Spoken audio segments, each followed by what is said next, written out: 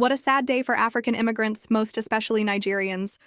Miss Juliet Okoye, who happens to live in the same area with Kemi Badenoch, the leader of the Conservative Party, Juliet was arrested a few nights ago in a nightclub, and she is about to be deported back to Nigeria.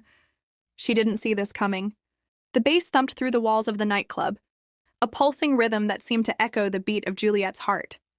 She swayed on the dance floor, her body moving instinctively to the music, her mind momentarily free from the weight of her reality. For a few hours, she could pretend she belonged, just another woman in a sea of faces, laughing, dancing, living, but the illusion shattered the moment the lights flickered on, harsh and blinding. "Everyone, stay where you are," a voice boomed over the speakers. Juliet froze, her breath catching in her throat. Police officers flooded the room, their uniforms stark against the neon lights. Her stomach dropped. She knew this day would come, but she had prayed it wouldn't be tonight. Not like this. "Papers, please," an officer demanded, his tone cold and impersonal. Juliet's hands trembled as she reached into her purse, her mind racing. She had no papers, no legal status, no defense. For 15 years, she had lived in the shadows, working tirelessly, paying taxes, building a life she could never truly claim as her own. And now it was all crumbling. Flashback.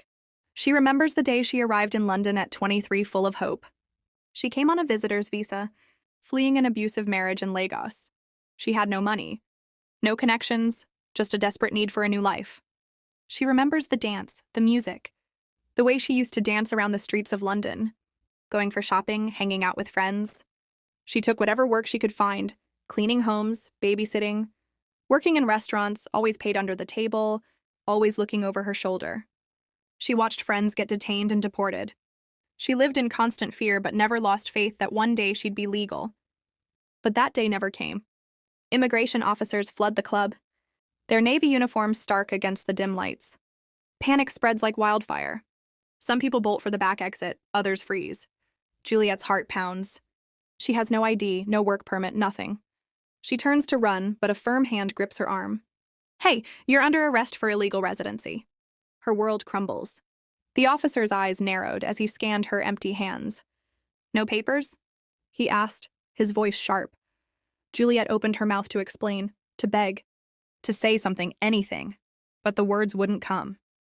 Before she could react, cold handcuffs snapped around her wrists and she was taken away to the immigration detention.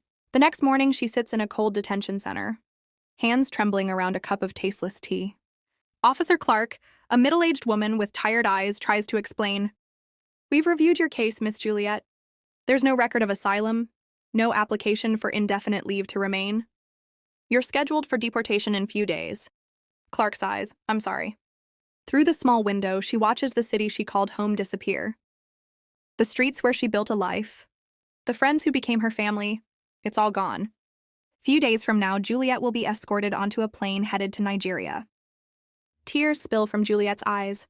"This is my home," she whispers to the ear of one of the female immigration officers. "I have nothing in Nigeria." The ride to the detention center was a blur. Juliet stared out the window, her reflection staring back at her, a woman who had fought so hard to survive, now reduced to a statistic. She thought of her tiny flat in London, the one she had called home for over a decade. She thought of her job at the care home, where she had spent years comforting the elderly, holding their hands as they took their last breaths. She thought of the friends she had made, the community she had built, the life she had carved out with her own two hands. And now it was all being ripped away. Juliet grips the armrest, breathing heavily. She closes her eyes and prays, not for herself, but for the countless others like her, living in the shadows, hoping the dream doesn't end like this. At the detention center, they took her fingerprints and her photo. They asked her questions she couldn't answer. "Do you have family here?" "No." "Do you have any legal representation?" "No." "Do you understand that you will be deported?" Yes, she understood. She had always understood. But understanding didn't make it hurt any less.